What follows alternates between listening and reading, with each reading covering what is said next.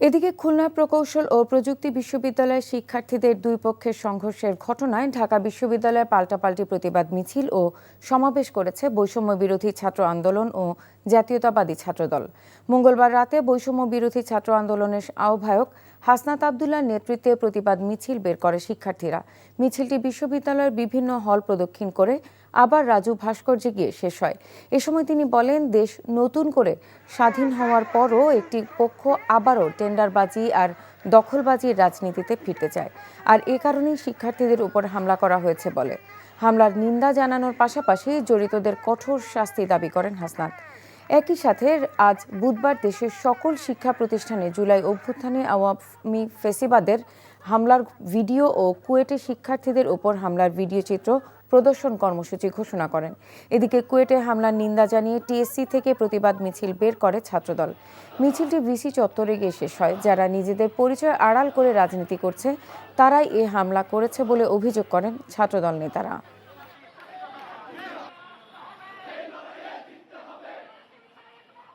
আমরা ফ্যাসিবাদের বিরুদ্ধে আপনাদের লড়াই এবং সংগ্রামকে আমরা সবসময় সম্মান জানাই। একই সাথে সাথে আপনাদেরকে মনে করিয়ে দিতে চাই, এই বাংলাদেশে আবার যারা ছাত্রলীগ হয়ে উঠতে চাইবে, যারা শিক্ষার্থীদের বিপক্ষে অবস্থান নিবে, তাদের পরিণতি ঠিক ছাত্রলীগের মতোই হবে। আগামীকাল সারা বাংলাদেশের সকল শিক্ষা প্রতিষ্ঠানে এই নারকীয় নির্যাতনের ভিডিও চিত্র প্রকাশিত হবে। একটি সংগঠন, গুপ্ত সংগঠন, ক্যাম্পাসে ছাত্র রাজনীতি চাই না বলে একটি বিক্ষোভ মিছিলের আয়োজন করেছিল। তাদের এক প্রকার বিনা উস্কানিতে হামলা করেছে। সাধারণ শিক্ষার্থীদেরকে বোঝাতে চাচ্ছে বাংলাদেশ জাতীয়তাবাদী ছাত্র দল সেই বিগত ফ্যাসিবাদের দোসর সন্ত্রাসী ছাত্রলীগের কায়দায় ক্যাম্পাসগুলোতে আধিপত্য বিস্তার করবে কিনা। স্থানীয় সরকার নির্বাচন নিয়ে বিতর্ক চলছে, যার অংশ হতে চায় না নির্বাচন কমিশন। এমন মন্তব্য করে প্রধান নির্বাচন কমিশনার এএমএম নাসিরউদ্দিন বলেন, আসন্ন জাতীয় নির্বাচন নিরপেক্ষ ও সুষ্ঠু করতে সর্বোচ্চ আইন প্রয়োগের নির্দেশনা দেওয়া হয়েছে জেলা প্রশাসকদের। বন ও পরিবেশ উপদেষ্টা সৈয়দা রিজওয়ানা হাসান বলেছেন, কোনো প্রকার ভয় ছাড়াই জাতীয় নির্বাচন আয়োজন করতে পারবে জেলা প্রশাসকগণ। রিপোর্টে আরও জানাচ্ছেন শফি মাহমুদ সাগর। 3 দিনব্যাপী অনুষ্ঠিত জেলা প্রশাসক সম্মেলনের শেষ দিনে অংশ নিয়ে প্রধান নির্বাচন কমিশনার এএমএম নাসিরউদ্দিন জাতীয় নির্বাচনকে সামনে রেখে ডিসিদের নানান দিক নির্দেশনা দেন। এরপর ব্রিফিংয়ে জানান, জেলা প্রশাসকদের এখন থেকেই নির্বাচনের আগাম প্রস্তুতির নির্দেশ দেওয়া হয়েছে। স্থানীয় সরকার নির্বাচন নিয়ে জটিলতার কথা স্বীকার করে বলেন, জাতীয় নির্বাচন হবে অবাধ, সুষ্ঠু এবং নিরপেক্ষ। আমরা তাদেরকে এই মেসেজটা দিতে চেয়েছি যে এই যে সামনে যে ইলেকশনটা আসছে, আপনারা আইনের সর্বোচ্চ প্রয়োগ করবেন নিজ উদ্যোগে। এটা তো রাজনৈতিক বিতর্ক এখন তো চলছে, আপনারা যা দেখতেছেন। আমরা ওই বিতর্কের অংশীদার হতে চাই না। একটা ফয়সালা হোক, তারপর আমরা সেটা দেখা যাবে। এটা এর আগে নিজ নিজ মন্ত্রণালয়ের কার্যকারিতা বাড়াতে অধিবেশনে যুক্ত হন ধর্ম, সংস্কৃতি সহ অন্যান্য উপদেষ্টাগণ। সাংস্কৃতিক চর্চা বৃদ্ধি এবং অসাম্প্রদায়িক দেশ গড়তে জেলা প্রশাসকদের মাঠ পর্যায়ে কাজ করার নির্দেশনা দেন উপদেষ্টারা। অন্যদিকে সেন্টার ফর পলিসি ডায়ালগ আয়োজিত আলোচনা অনুষ্ঠানে বন, পরিবেশ ও জলবায়ু বিষয়ক উপদেষ্টা সৈয়দা রিজওয়ানা হাসান জানান, এ বছরের ডিসেম্বর থেকে 2026 সালের জুন মাসের মধ্যেই আয়োজিত হবে জাতীয় নির্বাচন।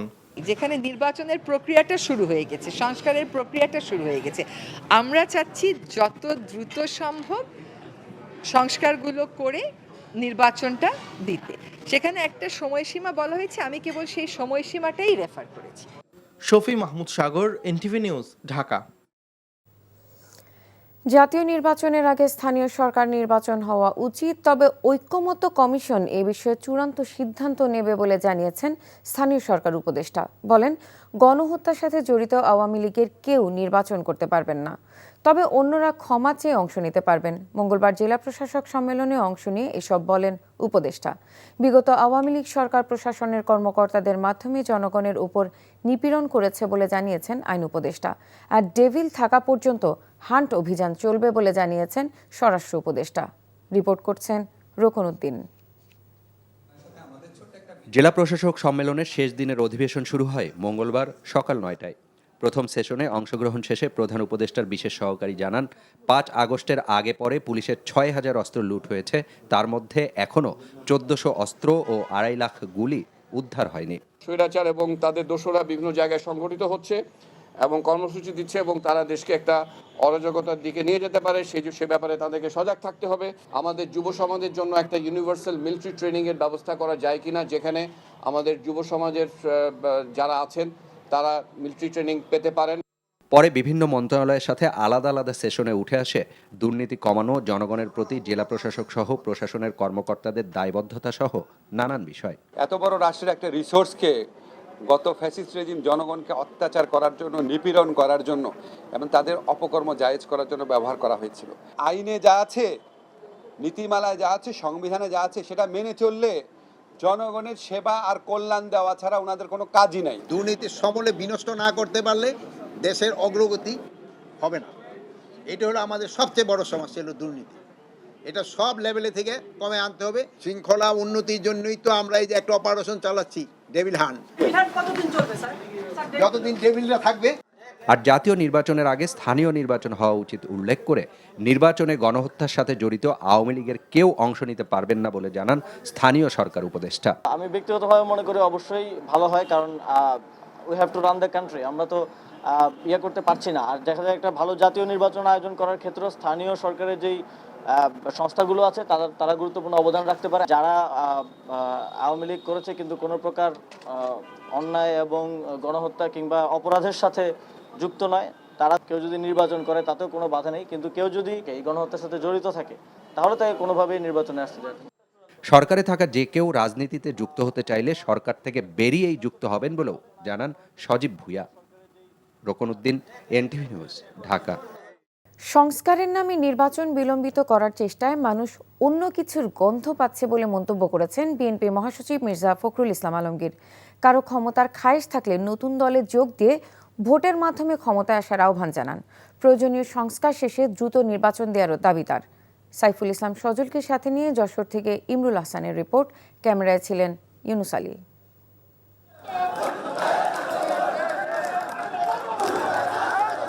নিত্যপণ্যের লাগাম টানা, আইন শৃঙ্খলা পরিস্থিতির উন্নতি ও নির্বাচনের রোডম্যাপ ঘোষণার দাবিতে এই সমাবেশ যশোরে। দুপুরের মধ্যেই কানায় কানায় পূর্ণ হয়ে যায় টাউন হল ময়দান। বিএনপির মহাসচিব বলেন, ৫ই আগস্ট স্বৈরাচারের পলায়নের মধ্য দিয়ে দেশ ফ্যাসিবাদ মুক্ত হলেও ভোটাধিকার প্রতিষ্ঠা না হওয়া পর্যন্ত পুরোপুরি মুক্তি মিলবে না সাধারণ মানুষের। তিনি বলেন, বিএনপি সংস্কারের বিপক্ষে নয়, তবে সংস্কারের নামে নির্বাচন বিলম্বিত করা যাবে না। আজকে পরিষ্কার করে বলতে চাই, প্রফেসর ডক্টর ইউনূসকে আমরা সবাই থেকে সম্মান করি, শ্রদ্ধা করি এবং তিনি সত্যিকার অর্থে আমাদের বাংলাদেশের জন্য একটি গৌরব। তিনি নোবেল পুরস্কার পেয়েছেন।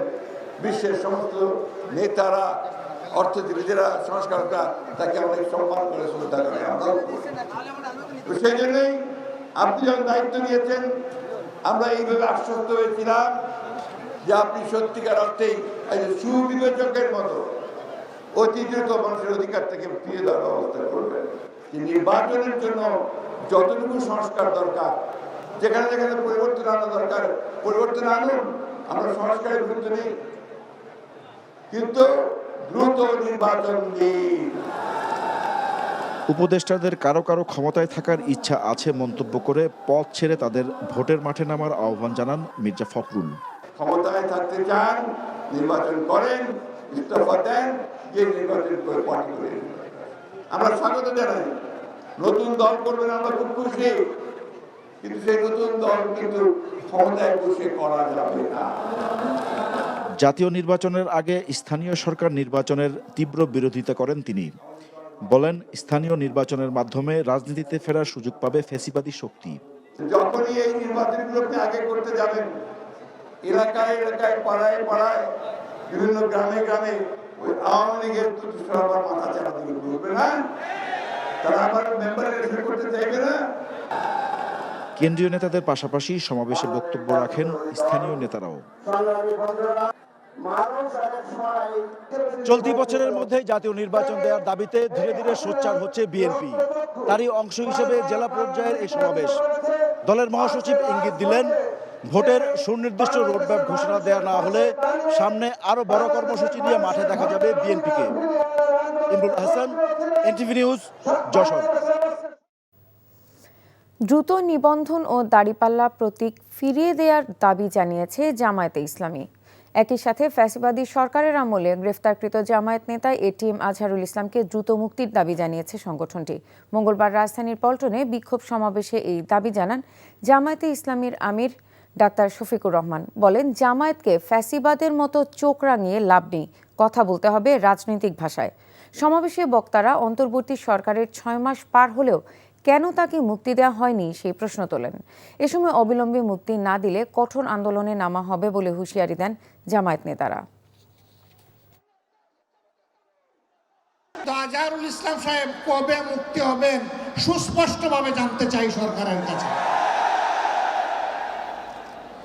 আমরা তো চাইনি, কল্পনাও করিনি এইভাবে আমাদেরকে রাস্তায় নামতে হবে প্রিয় আজহার ভাইয়ের মুক্তির দাবিতে। আমরা বাধ্য হয়েছি। আমরা স্পষ্ট বার্তা দিতে চাই, তার মুক্তি না হওয়া পর্যন্ত এই সমাবেশ প্রথমও নয়, শেষও নয়।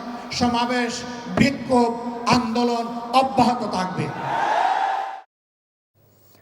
জুলাই আগস্ট হত্যার ঘটনায় মানবতাবিরোধী অপরাধের অভিযোগে দায়ের করা মামলায় শেখ হাসিনা সহ 46 আসামির বিরুদ্ধে তদন্ত প্রতিবেদন আগামী 20 এপ্রিলের মধ্যে শেষ করতে নির্দেশ দিয়েছে ট্রাইব্যুনাল। প্রসিকিউশনের সময়ের আবেদনের প্রেক্ষিতে বিচারপতি গোলাম মুর্তজা মজুমদারের নেতৃত্বাধীন 3 সদস্যের আন্তর্জাতিক অপরাধ ট্রাইব্যুনাল আজ এ আদেশ দেন। শুনানির সময় আসামিদের পক্ষে অ্যাডভোকেট জেড আই খান পান্না সহ অন্যান্য আইনজীবী উপস্থিত ছিলেন। রিপোর্টে আরও জানাচ্ছেন হাসান জাবেদ। আওয়ামী লীগ সরকারের সাবেক মন্ত্রী আনিসুল হক, ফারুক খান, ডাক্তার দীপুমণি, আব্দুর রাজ্জাক, শাহজাহান খান, গোলাম দস্তগীর গাজী, আমির হোসেন আমো, কামরুল ইসলাম, কামাল আহমেদ মজুমদার, ওয়ার্কার্স পার্টির সভাপতি রাশেদ খান মেনন, জাসদ সভাপতি হাসানুল হক ইনু, সাবেক প্রধানমন্ত্রীর উপদেষ্টা তৌফিক ইলাহি চৌধুরী ও সালমান এফ রহমানকে ট্রাইব্যুনালে নেওয়া হয়। মামলার অপর 2 আসামি সাবেক বিচারপতি শামসুদ্দিন চৌধুরী মানিক এবং সাবেক স্বরাষ্ট্র সচিব জাহাঙ্গীর আলমকেও ট্রাইব্যুনালে হাজির করা হয়। পরে শুনানিতে 2টি মামলায় সাবেক প্রধানমন্ত্রী শেখ হাসিনা সহ 46 আসামির বিরুদ্ধে তদন্ত প্রতিবেদন জমা দিতে 2 মাস সময় প্রার্থনা করে প্রসিকিউশন। বলেন, আসামিদের বিরুদ্ধে অপরাধের প্রাথমিক সত্যতা পাওয়া গেছে, এখন প্রাপ্ত তথ্যপাত্র পর্যালোচনা চলছে। এ সময় ট্রাইব্যুনাল বলে, পরিপূর্ণ প্রতিবেদন দিতে সময় লাগলেও অসুবিধা নেই, তবে প্রতিবেদন বিশ্বাসযোগ্য হতে হবে। যদি মার্চ মাসের মধ্যে তদন্ত রিপোর্ট আমরা পেয়ে যাই, এপ্রিল মাস থেকে বিচার প্রক্রিয়ার আনুষ্ঠানিক পর্বটা শুরু হওয়ার সম্ভাবনা রয়েছে। এত কমপ্লেক্স একটা তদন্তের যদি কোনো ত্রুটি থাকে এবং সেই ত্রুটির ফাঁক দিয়ে আসামি বেরিয়ে যায়, তাহলে জাতির কাছে কিন্তু আমরা দায়বদ্ধ থাকব। সেই দিকটা বিবেচনায় রেখে আমরা একদম ত্রুটিহীনভাবে রিপোর্টটা যাতে তৈরি করতে পারে আমাদের তদন্ত সংস্থা, সেই সময়টা আমরা তাদেরকে দিচ্ছি। এদিকে অসুস্থ অবস্থায় হাতে ক্যানোলা পরেই হাসপাতাল থেকে আসামিদের পক্ষে মামলা পরিচালনা করতে ট্রাইব্যুনালে যান আইনজীবী জেডাই খান পান্না। এটা তারা প্রমাণ করবে, প্রমাণ করলে পরে তখন দেখা যাবে, তখন আমি আর্গুমেন্ট আনবো যে কিভাবে প্রমাণ করতে। তো এখনকার বিষয় না, এখন হলো প্রিলিমিনারি একটা আলাপ। যে কোনো নাগরিকের আইনগত সুবিধা পাওয়া এটা নৈতিক অধিকার।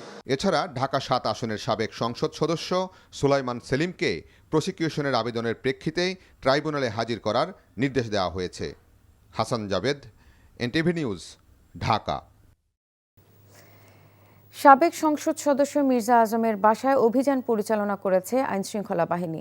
মঙ্গলবার দিবাগত রাতে রাজধানীর ধানমন্ডির 28 নম্বর রোডের বাসায় চালানো অভিযানে অংশ নেয় র্যাব, পুলিশ ও দুদক। প্রায় 2 ঘন্টার অভিযানে অংশ নেন আইনশৃঙ্খলা বাহিনীর শতাধিক কর্মকর্তা। অভিযোগ ছিল বাসাটিতে অবৈধ অস্ত্র এবং বৈদেশিক মুদ্রা রয়েছে, তবে অভিযানের বিষয়ে বিস্তারিত কিছু জানানো হয়নি।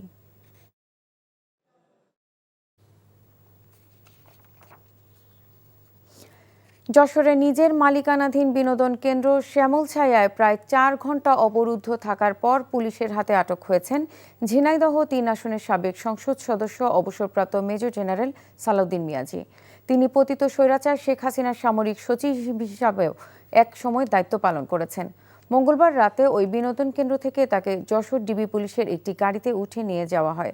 মঙ্গলবার সন্ধ্যা থেকেই গ্রামবাসী, বৈষম্য বিরোধী ছাত্র আন্দোলন ও নাগরিক কমিটির নেতাকর্মীরা ওই বিনোদন কেন্দ্রটি অবরুদ্ধ করে রাখেন। ঘটনাস্থলে থাকা নাগরিক কমিটির এক সদস্য জানান, সালাউদ্দিন মিয়াজি বিনোদন কেন্দ্রটিতে অবস্থান করছেন এমন খবরে বৈষম্য বিরোধী আন্দোলনের কয়েকজন সদস্য সেখানে যান। এ সময় বিনোদন কেন্দ্রের লোকজন তাদের এক কর্মীকে মারধর করে। খবর পেয়ে বৈষম্য বিরোধী ছাত্র আন্দোলন যশোরের আহ্বায়ক রাশেদ খানের নেতৃত্বে বেশ কিছু নেতাকর্মী ঘটনাস্থলে গিয়ে বিনোদন কেন্দ্রটি অবরুদ্ধ করে স্লোগান দেন। তাদের সাথে গ্রামবাসীও যোগ দেয়। আইসিটি মন্ত্রণালয়ের দুর্নীতি এবং অর্থ পাচার নিয়ে শিগগিরই শ্বেতপত্র প্রণয়ন কমিটি গঠন করবে অন্তর্বর্তী সরকার। 2 মাসের মধ্যে প্রতিবেদন প্রকাশ করবে দেশি বিদেশি বিশেষজ্ঞদের সমন্বয়ে গঠিত কমিটি। কথা জানিয়েছেন প্রধান উপদেষ্টার প্রেস সচিব শফিকুল আলম। প্রেস উইংয়ের নিয়মিত ব্রিফিংয়ে তিনি বলেন, বেশ কয়েকটি গণমাধ্যমে A2I প্রকল্পের দুর্নীতির খবর উঠে আসায় এমন সিদ্ধান্ত নিয়েছে সরকার। সম্প্রতি প্রধান উপদেষ্টার দুবাই সফর প্রসঙ্গে শফিকুল আলম বলেন, ভিসা সংকট নিরসনে সংযুক্ত আরব আমিরাতের সংশ্লিষ্ট মন্ত্রীদের সাথে বৈঠক করেছেন অধ্যাপক ইউনুস। তলানিতে থাকা সম্পর্ক বাড়াতে 2 দেশ নিয়ে আন্তরিক জানিয়েছে প্রেস সচিব। বলেন, খুব দ্রুত ভিসা সংকট কেটে গেলে জনশক্তি রপ্তানি সহ অর্থনীতিতে নতুন দিগন্তের উন্মোচন হবে। আইসিটি মন্ত্রণালয়কে ঘিরে অনিয়ম এবং করাপশনের কথা আমরা শুনি, এটা অনেকগুলো রিপোর্ট হয়েছে, আমরা এটা দেখেছি। তো এই বিষয়ে প্রফেসর ইউনুস চাচ্ছিলেন যে এটা একটা শ্বেতপত্র যাতে হয়, এটা ইন্টারিম গভর্নমেন্টের একটা ডিসিশন, এবং এই শ্বেতপত্র তৈরি করার জন্য একটা হাই পাওয়ার কমিটি, আপনারা দেখবেন 1-2 দিনের মধ্যে এটা একটা হাই পাওয়ার কমিটি করার চিন্তা ভাবনা আছে। এবং এই কমিটিতে ওয়ার্ল্ডের সুনামধন্য ইকোনমিস্ট যারা এই আইসিটি নিয়ে কাজ করেন তাদেরকে ইনক্লুড করা হবে। এই কমিটি পুরো 2 মাসের মধ্যে তারা একটা হোয়াইট পেপার প্রেজেন্ট করবে। যশোরের নিজের মালিকানাধীন বিনোদন কেন্দ্র শ্যামল ছায়ায় প্রায় 4 ঘণ্টা অবরুদ্ধ থাকার পর পুলিশের হাতে আটক হয়েছেন ঝিনাইদহ 3 আসনের সাবেক সংসদ সদস্য অবসরপ্রাপ্ত মেজর জেনারেল সালাউদ্দিন মিয়াজি। তিনি পতিত স্বৈরাচার শেখ হাসিনার সামরিক সচিব হিসেবেও একসময় দায়িত্ব পালন করেছেন। মঙ্গলবার সন্ধ্যা থেকে গ্রামবাসী, বৈষম্য বিরোধী ছাত্র আন্দোলন ও নাগরিক কমিটির নেতাকর্মীরা ওই বিনোদন কেন্দ্রটি অবরুদ্ধ করে রাখেন। ঘটনাস্থলে থাকা নাগরিক কমিটির এক সদস্য জানান, সালাউদ্দিন মিয়াজি বিনোদন কেন্দ্রটিতে অবস্থান করছেন এমন খবরে বৈষম্য বিরোধী আন্দোলনের কয়েকজন সদস্য সেখানে যান। এ সময় বিনোদন কেন্দ্রের লোকজন তাদের এক কর্মীকে মারধর করে। খবর পেয়ে বৈষম্য বিরোধী ছাত্র আন্দোলন যশোরের আহ্বায়ক রাশেদ খানের নেতৃত্বে বেশ কিছু নেতাকর্মী ঘটনাস্থলে গিয়ে বিনোদন কেন্দ্রটি অবরুদ্ধ করে স্লোগান দেন। তাদের সাথে গ্রামবাসীও যোগ দেয়। মুন্সিগঞ্জের সিরাজদিখানে বিএনপির ভারপ্রাপ্ত চেয়ারম্যান তারেক রহমানের পক্ষ থেকে নিহত স্কুল ছাত্র রোমানের পরিবারকে আর্থিক সহায়তা প্রদান করা হয়েছে। উপজেলার কোলা ইউনিয়নের রোমানের বাড়িতে যান বিএনপির জাতীয় নির্বাহী কমিটির স্বেচ্ছাসেবক বিষয়ক সম্পাদক মীর সরফত আলী সপু। এ সময় তিনি পরিবারের খোঁজখবর নেন। পরে তারেক রহমানের পক্ষ থেকে পরিবারকে আর্থিক সহায়তা প্রদান করেন। স্কুলের লেখাপড়ার পাশাপাশি ভ্যান চালিয়ে জীবিকা নির্বাহ করতেন রোমান। নিখোঁজের 21 দিন পর তার লাশ উদ্ধার করে পুলিশ। পরে বিক্ষুব্ধ গ্রামবাসী অভিযুক্তের বাড়িতে আগুন দেয়। নাইকো দুর্নীতি মামলায় বিএনপি চেয়ারপারসন খালেদা জিয়া সহ 8 জনকে খালাস দিয়েছেন আদালত। ঢাকার বিশেষ জজ আদালত 4-এর বিচারক রবিউল আলমের আদালত এই রায় ঘোষণা করেন। এর আগে গত 13 ফেব্রুয়ারি আসামি পক্ষের আত্মপক্ষ শুনানি, যুক্তিতর্ক উপস্থাপন শেষে আদালত রায়ের জন্য বুধবার দিন ধার্য করেন।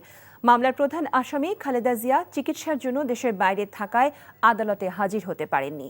তার পক্ষে অ্যাডভোকেট আমিনুল ইসলাম হাজিরা দেন।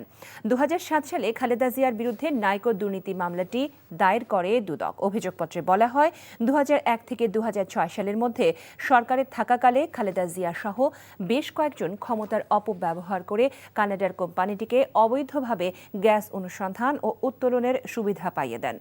এতে 13,777 কোটি টাকার রাষ্ট্রীয় আর্থিক ক্ষতির অভিযোগ আনা হয়। এ বিষয়ে জানতে চলে যাচ্ছি জুনায়েদ আল হাবিবের কাছে। জুনায়েদ, রায়ের ব্যাপারে আর কি কি তথ্য আছে আপনার কাছে?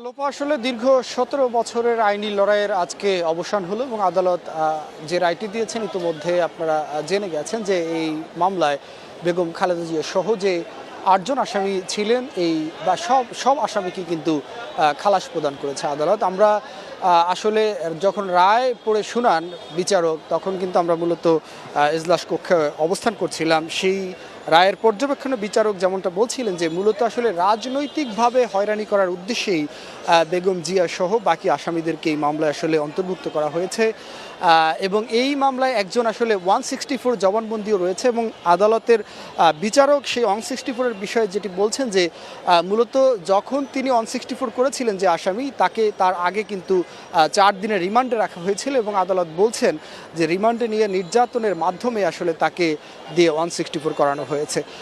সব কিছু মিলিয়ে আসলে বলা যায় যে বেগম জিয়া সহ বাকি আসামিদের যে আইনজীবীরা ছিলেন তারা কিন্তু আমাদের সাথে কিছুক্ষণ আগে কথা বলেছেন, তারাও সন্তোষ প্রকাশ করেছেন এবং তারা বলছেন যে দীর্ঘদিন আসলে এই মামলায় বেগম জিয়া সহ অন্যান্য আসামিদেরকে হয়রানি করা হয়েছিল এবং এই হয়রানির মধ্য দিয়ে আসলে রাজনৈতিকভাবে বাংলাদেশের যে রাজনৈতিক অপসংস্কৃতি প্রচলিত ছিল যে রাজনৈতিক নেতাদেরকে বিভিন্ন মামলা দিয়ে হয়রানি করা তারই একটি অংশ ছিল কিন্তু এই মামলা এবং সেই মামলা থেকে আজকে বেগম জিয়া খালাস পাওয়ায় আসামি যারা আইনজীবী রয়েছেন তারা কিন্তু সন্তোষ প্রকাশ করেছেন এবং তারা একই সাথে বলছেন যে বেগম জিয়াকে দীর্ঘ 17 বছর যেভাবে হয়রানি করা হয়েছে এবং বেগম জিয়া সহ অন্যান্য আসামিদেরকে হয়রানি করা হয়েছে তাদেরকে আসলে রাষ্ট্রের কাছে যথোপযুক্ত ক্ষতিপূরণেরও কিন্তু দাবি করছেন এই আইনজীবীরা এবং একই সাথে তারা বলছেন যে দুদকের যে কর্মকর্তারা তৎকালীন সময়ে বেগম জিয়াকে আসামি করে মামলাটি করেছেন সেই দুদক কর্মকর্তাদের বিরুদ্ধেও আইনানুগ ব্যবস্থা গ্রহণেরও কিন্তু দাবি করা হচ্ছে এই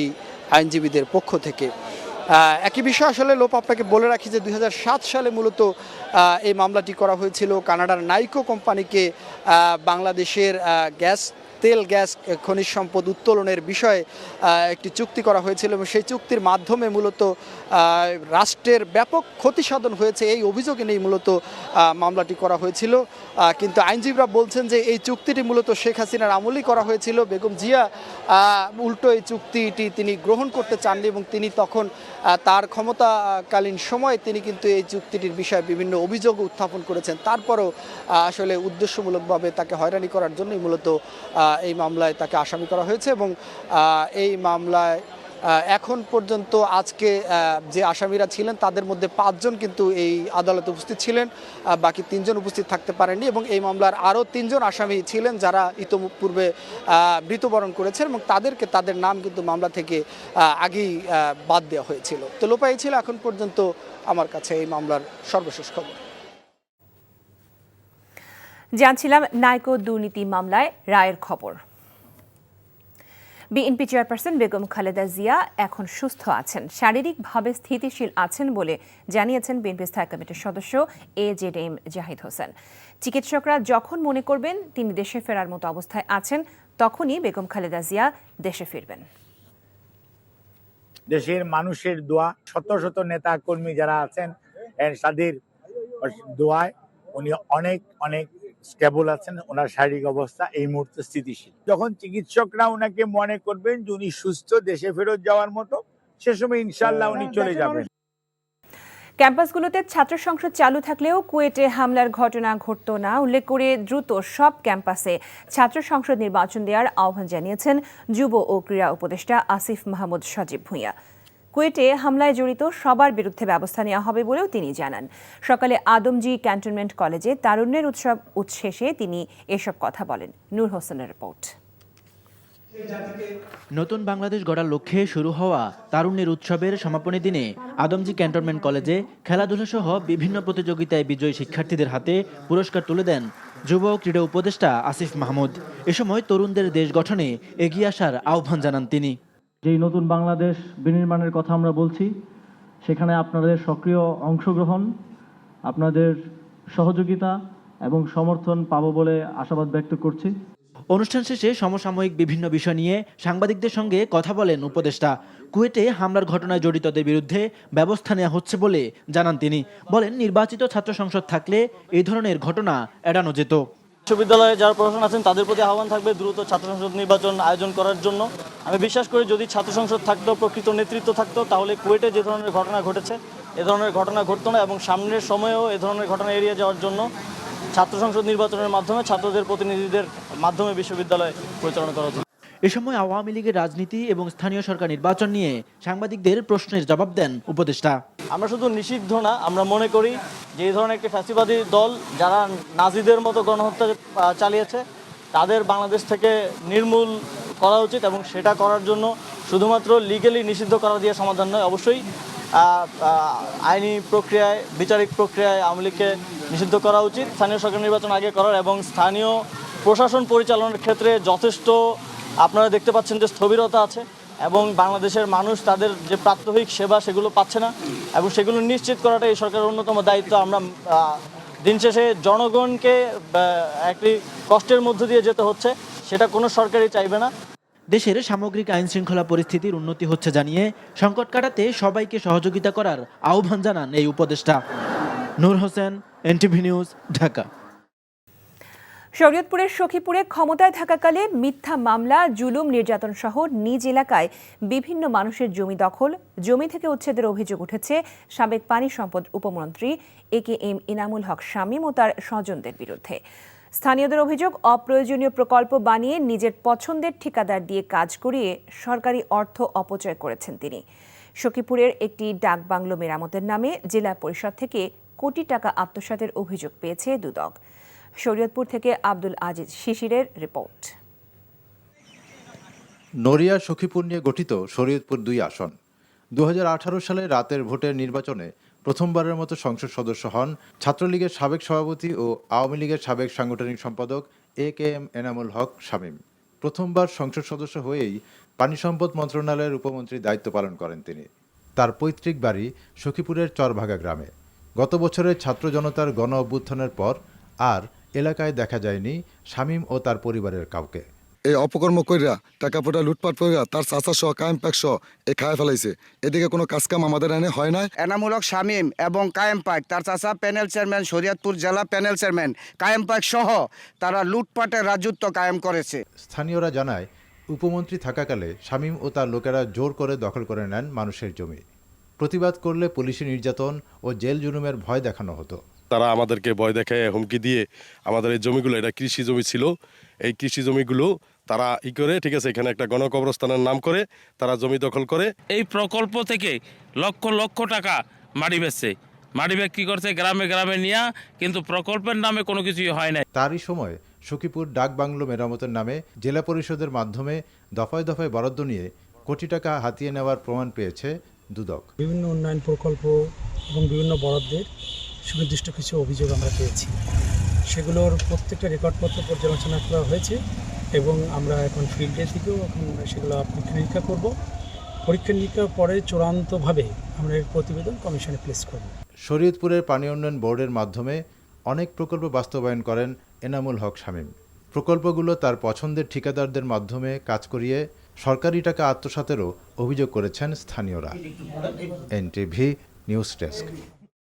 কানাডার কোম্পানি নাইকোর সঙ্গে অস্বচ্ছ চুক্তির মাধ্যমে রাষ্ট্রের 13,777 কোটি টাকা আর্থিক ক্ষতিসাধন ও দুর্নীতির অভিযোগে দুদকের দায়ের করা মামলায় বেগম খালেদা জিয়া সহ 8 আসামিকে বেকসুর খালাস দিয়েছেন আদালত। বুধবার সকালে ঢাকার বিশেষ জজ আদালত 4-এর বিচারক মোহাম্মদ রবিউল আলম এ রায় দেন। বিস্তারিত জুনায়েদ আল হাবিবের রিপোর্টে। বহুল প্রতীক্ষিত নাইকো দুর্নীতি মামলার রায় ঘোষণার জন্য বুধবার বেলা 11:15টার দিকে এজলাসে ওঠেন ঢাকার বিশেষ জজ আদালত 4-এর বিচারক রবিউল আলম। এ সময় মামলার সংক্ষিপ্ত রায় পড়ে শোনান বিচারক। এতে বিএনপির চেয়ারপারসন বেগম খালেদা জিয়া সহ 8 আসামিকে খালাস প্রদান করা হয়। তিনি বলছেন পরিষ্কার করে যে বেগম খালেদা জিয়ার বিরুদ্ধে কোনো সাক্ষ্য পাওয়া যায়নি। আদালত এটা অবজারভেশন বলেছে যে দুর্নীতি যেটা হয়েছে সেটা শেখ হাসিনার আমলে হয়েছে, অথচ শেখ হাসিনা তার মামলাটি কোয়াশ করে তিনি অব্যাহতি নিয়ে গেছেন। রায়ে সন্তোষ প্রকাশ করে আইনজীবীরা বলছেন, রাজনৈতিকভাবে হয়রানির উদ্দেশ্যেই বেগম জিয়াকে এই মামলার আসামি করা হয়েছিল। শেখ হাসিনার দুর্নীতি ধামাচাপা দিতেই মিথ্যা মামলায় বেগম জিয়াকে আসামি করা হয়েছে বলেও অভিযোগ করেন তারা। একই সঙ্গে দীর্ঘদিন আসামিদের হয়রানি করার কারণে রাষ্ট্রকে ভুক্তভোগীদের ক্ষতিপূরণ দেওয়ারও দাবি জানান আইনজীবীরা। আওয়ামী লীগ সরকার দুদককে ব্যবহার করে যে কাজটি করতেন সেটা হলো দুদককে বিরোধী রাজনৈতিক দলের বিরুদ্ধে ব্যবহার করেছে। এই মামলাটার জন্মই হয়েছিল ১১ সরকার যারা স্বৈরাচারের দোষর ছিল তাদের উদ্দেশ্যই ছিল ম্যাডাম খালেদা জিয়াকে নিশ্চিহ্ন করে দেওয়া। এবং আপনারা জানেন ইতিমধ্যে অনেক ইনফরমেশন, ম্যাডাম খালেদা জিয়াকে জেলখানায় রেখে স্বৈরাচার সরকারের ইঙ্গিতে তার খাবারের মধ্যে নানা রকম বিষ প্রক্রিয়া মিশিয়ে তাকে হত্যার একটা চেষ্টা করেছে। এই মামলায় ৬৮ জন সাক্ষীর মধ্যে ৩৯ জন সাক্ষ্য দিয়েছেন, তবে কেউই বেগম জিয়াকে দোষী করেননি বলে জানান বেগম জিয়ার আইনজীবী। Junaid Al Habib, NTV news, Dhaka.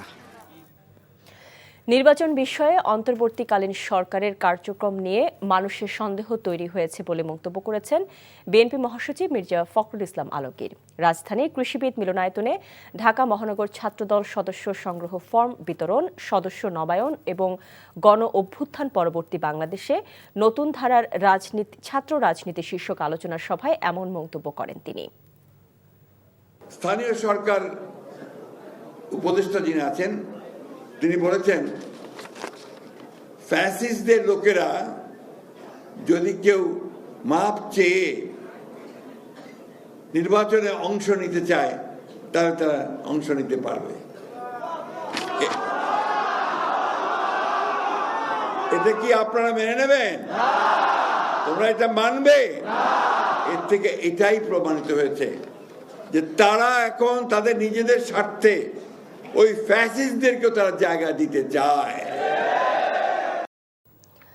শিক্ষক সংকট নিরসনের দাবিতে তৃতীয় দিনের মতো কমপ্লিট শাটডাউন কর্মসূচি পালন করছে বরিশাল শেরেবাংলা মেডিকেল কলেজের শিক্ষার্থীরা। দুপুরে মেডিকেল কলেজের শিক্ষার্থীরা বান্ত রোডে বিক্ষোভ ও মানববন্ধন করে।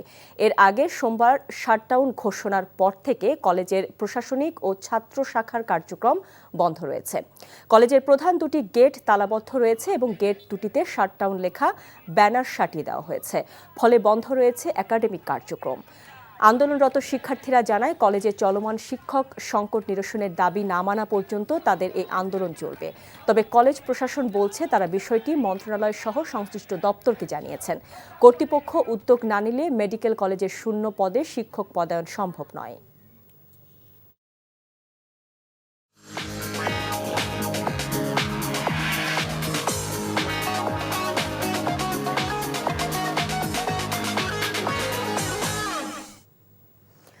মার্কেন্টাইল ব্যাংক অর্থনীতির খবর।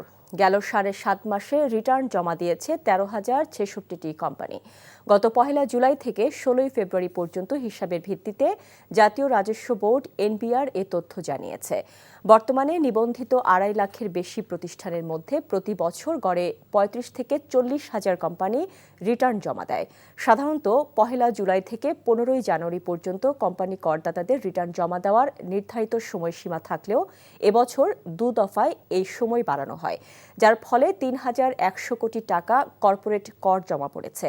আর যেসব প্রতিষ্ঠানের টিআইএন আছে তার মধ্যে বেশিরভাগই বার্ষিক আয় বিবরণী বা রিটার্ন দাখিল করে না। ব্যক্তি করদাতার ক্ষেত্রে করমুক্ত আয়সীমা থাকলেও কোম্পানির ক্ষেত্রে তা উল্লেখ নেই। এনবিআর কর পেয়েছে মাত্র 3,144 কোটি টাকা। কোম্পানি করদাতারা রিটার্ন জমা দিতে পারবে আগামী 16 মার্চ পর্যন্ত। ক্যাম্পাসগুলোতে ছাত্র সংসদ চালু থাকলে কুয়েটে হামলার ঘটনা ঘটত না উল্লেখ করে দ্রুত সব ক্যাম্পাসে ছাত্র সংসদ নির্বাচন দেওয়ার আহ্বান জানিয়েছেন যুব ও ক্রীড়া উপদেষ্টা আসিফ মাহমুদ সজীব ভুইয়া। কুয়েটে হামলায় জড়িত সবার বিরুদ্ধে ব্যবস্থা নেওয়া হবে বলেও জানান তিনি। সকালে আদমজী ক্যান্টনমেন্ট কলেজে তারুণের উৎসব শেষে তিনি এসব কথা বলেন। নূর হোসেনের রিপোর্ট। নতুন বাংলাদেশ গড়ার লক্ষ্যে শুরু হওয়া তারুণ্যের উৎসবের সমাপনী দিনে আদমজী ক্যান্টনমেন্ট কলেজে খেলাধুলা সহ বিভিন্ন প্রতিযোগিতায় বিজয়ী শিক্ষার্থীদের হাতে পুরস্কার তুলে দেন যুব ও ক্রীড়া উপদেষ্টা আসিফ মাহমুদ। এ সময় তরুণদের দেশ গঠনে এগিয়ে আসার আহ্বান জানান তিনি। যেই নতুন বাংলাদেশ বিনির্মাণের কথা আমরা বলছি, সেখানে আপনাদের সক্রিয় অংশগ্রহণ, আপনাদের সহযোগিতা এবং সমর্থন পাবো বলে আশাবাদ ব্যক্ত করছি। অনুষ্ঠান শেষে সমসাময়িক বিভিন্ন বিষয় নিয়ে সাংবাদিকদের সঙ্গে কথা বলেন উপদেষ্টা। কুয়েটে হামলার ঘটনায় জড়িতদের বিরুদ্ধে ব্যবস্থা নেওয়া হচ্ছে বলে জানান তিনি। বলেন, নির্বাচিত ছাত্র সংসদ থাকলে এই ধরনের ঘটনা এড়ানো যেত। বিশ্ববিদ্যালয়ে যারা প্রশাসন আছেন তাদের প্রতি আহ্বান থাকবে দ্রুত ছাত্র সংসদ নির্বাচন আয়োজন করার জন্য। আমি বিশ্বাস করি যদি ছাত্র সংসদ থাকতো, প্রকৃত নেতৃত্ব থাকতো, তাহলে কুয়েটে যে ধরনের ঘটনা ঘটেছে এ ধরনের ঘটনা ঘটতো না এবং সামনের সময়েও এ ধরনের ঘটনা এড়িয়ে যাওয়ার জন্য ছাত্র সংসদ নির্বাচনের মাধ্যমে ছাত্রদের প্রতিনিধিদের মাধ্যমে বিশ্ববিদ্যালয় পরিচালনা করা হতো। এ সময় আওয়ামী লীগের রাজনীতি এবং স্থানীয় সরকার নির্বাচন নিয়ে সাংবাদিকদের প্রশ্নের জবাব দেন উপদেষ্টা। আমরা শুধু নিষিদ্ধ না, আমরা মনে করি যে এই ধরনের একটি ফ্যাসিবাদী দল যারা নাজিদের মতো গণহত্যা চালিয়েছে তাদের বাংলাদেশ থেকে নির্মূল করা উচিত এবং সেটা করার জন্য শুধুমাত্র লিগ্যালি নিষিদ্ধ করা দিয়ে সমাধান নয়, অবশ্যই আইনি প্রক্রিয়ায়, বিচারিক প্রক্রিয়ায় আওয়ামী লীগকে নিষিদ্ধ করা উচিত, স্থানীয় সরকার নির্বাচন আগে করার এবং স্থানীয় প্রশাসন পরিচালনার ক্ষেত্রে যথেষ্ট আপনারা দেখতে পাচ্ছেন যে স্থবিরতা আছে এবং বাংলাদেশের মানুষ তাদের যে প্রাত্যহিক সেবা সেগুলো পাচ্ছে না এবং সেগুলো নিশ্চিত করাটা এই সরকারের অন্যতম দায়িত্ব। আমরা দিন শেষে জনগণকে একটি কষ্টের মধ্য দিয়ে যেতে হচ্ছে, সেটা কোনো সরকারই চাইবে না। দেশের সামগ্রিক আইন শৃঙ্খলা পরিস্থিতির উন্নতি হচ্ছে জানিয়ে সংকট কাটাতে সবাইকে সহযোগিতা করার আহ্বান জানান এই উপদেষ্টা। Noor Hossain, NTV news, Dhaka. কানাডীয় কোম্পানি নাইকোর সঙ্গে অস্বচ্ছ চুক্তির মাধ্যমে রাষ্ট্রের 13,777 কোটি টাকার আর্থিক ক্ষতি সাধন এবং দুর্নীতির অভিযোগে দুদকের দায়ের করা মামলায় সাবেক প্রধানমন্ত্রী বেগম খালেদা জিয়া সহ 8 জনকে বেকসুর খালাস দিয়েছেন আদালত। সকালে ঢাকার বিশেষ জজ আদালত 4-এর বিচারক মোহাম্মদ রবিউল আলম এই রায় ঘোষণা করেন।